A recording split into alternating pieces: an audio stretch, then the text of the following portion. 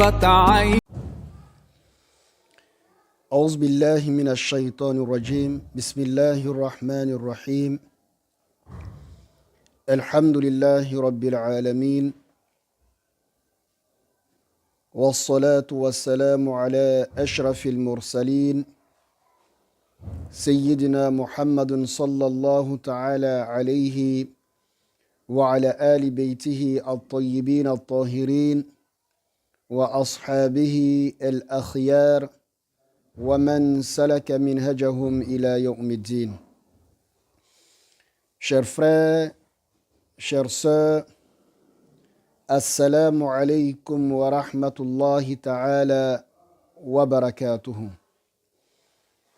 Alhamdulillah, nous remercions Allah subhanahu wa ta'ala qui, de par sa grâce et sa miséricorde, a fait de nous des membres de la communauté qu'il qualifie de meilleurs.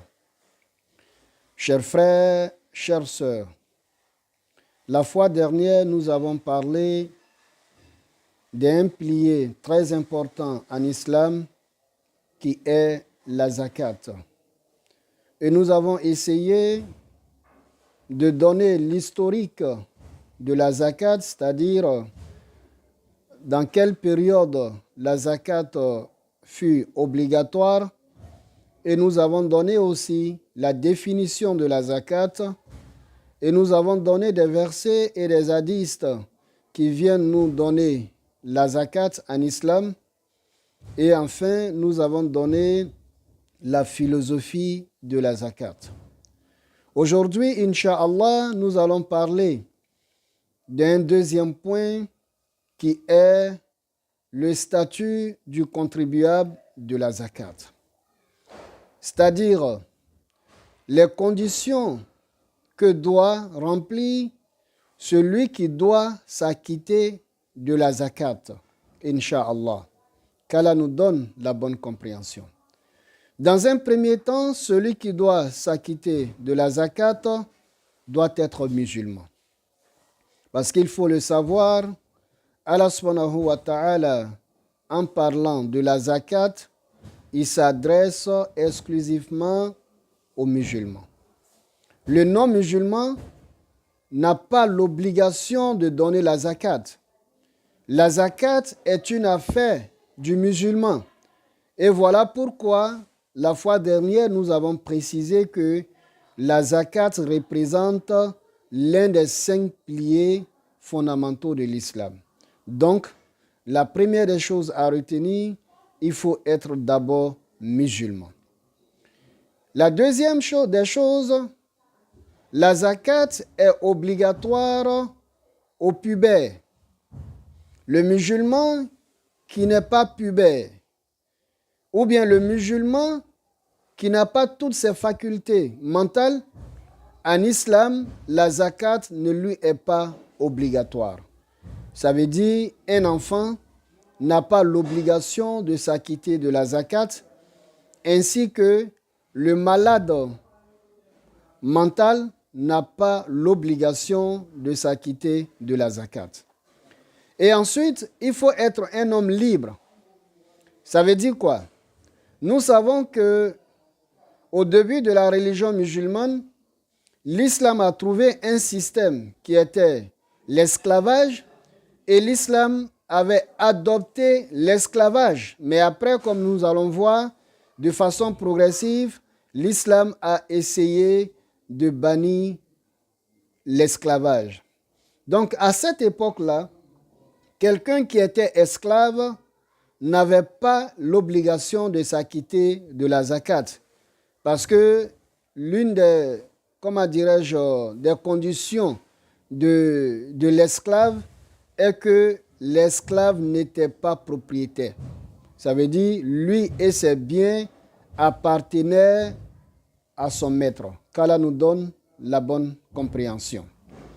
Donc, et aussi, le bien, celui qui doit donner la zakat doit être le propriétaire de cette fortune. Ça voudrait dire quoi? Si moi, aujourd'hui, quelqu'un par confiance vient me confier sa fortune, par exemple, vient me donner 1 million, 2 millions, il dit, Oustaz, il faut me garder cette fortune.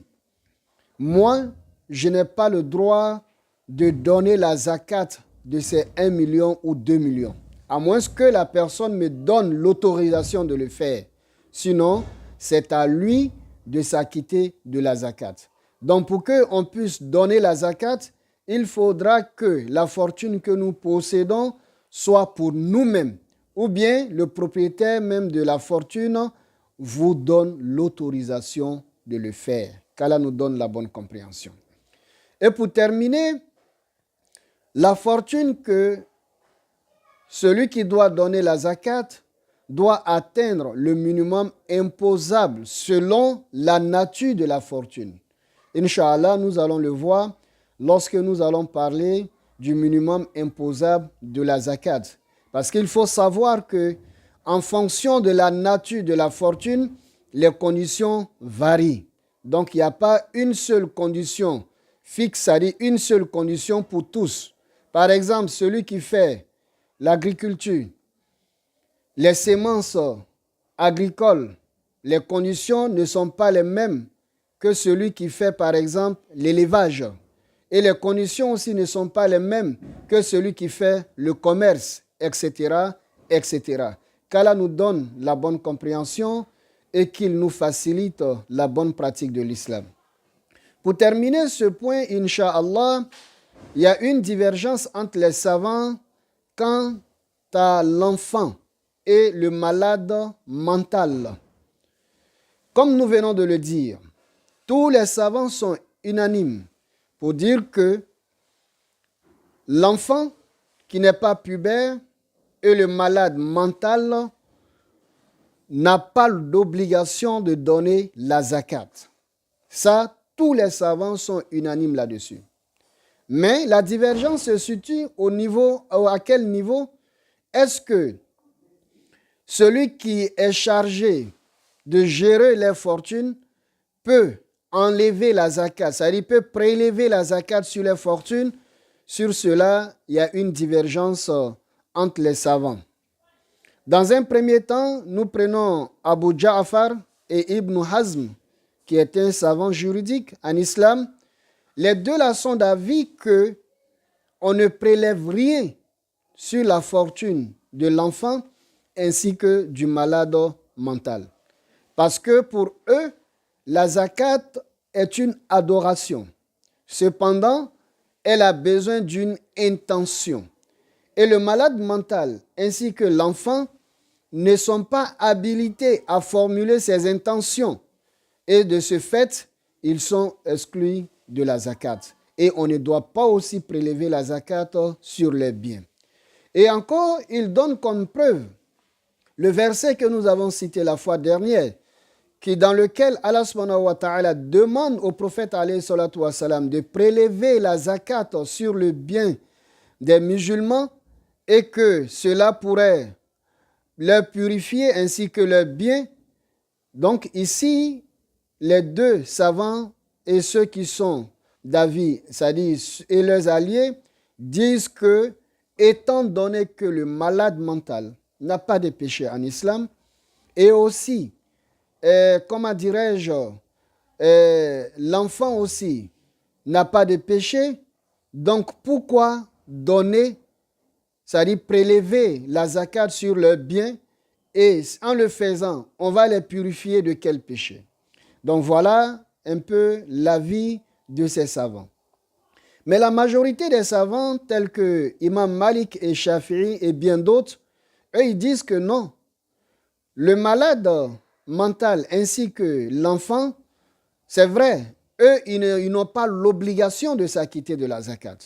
Mais par contre, celui qui gère leur fortune doit prélever la zakat sur leur fortune. Et ce faisant, il se base sur un hadith du prophète alayhi salatu wa salam, l'hadith dans lequel le prophète alayhi salatu wa salam dit, il dit, faites le commerce avec la fortune des enfants et des malades mentaux. car si vous ne le faites pas, de peur que la zakat finisse leur fortune. Voilà pourquoi je dis toujours, la jurisprudence, c'est comme ça.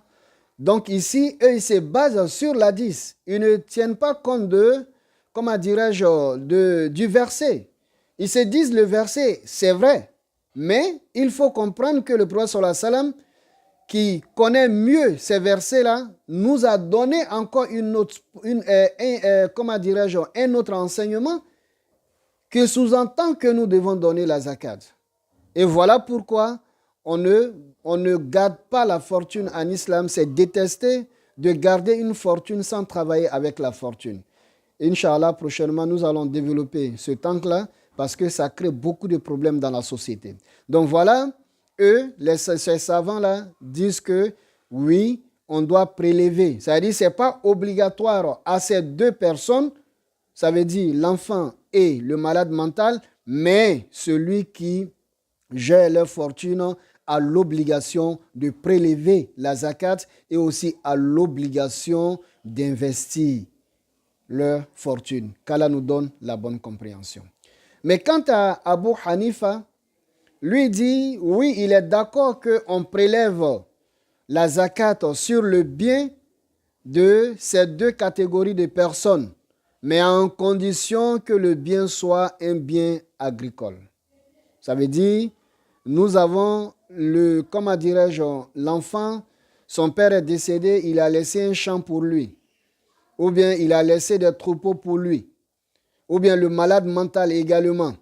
Donc, lorsque la période de la zakat arrive, ou lorsque nous avons fait la semence, donc ici, nous devons prélever la zakat sur ça. Donc, voici, on pourrait dire de manière brève, la différence, ça veut dire la divergence ou l'avis des savants quant au prélèvement de la zakat sur la fortune du malade et un enfant qui n'est pas pubère d'après les savants.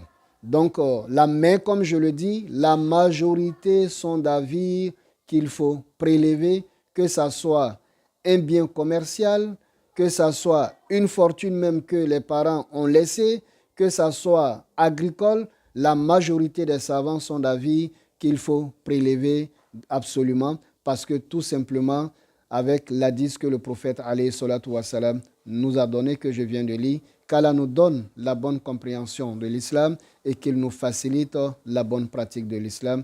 Assalamu alaikum wa rahmatullahi ta'ala wa barakatuh.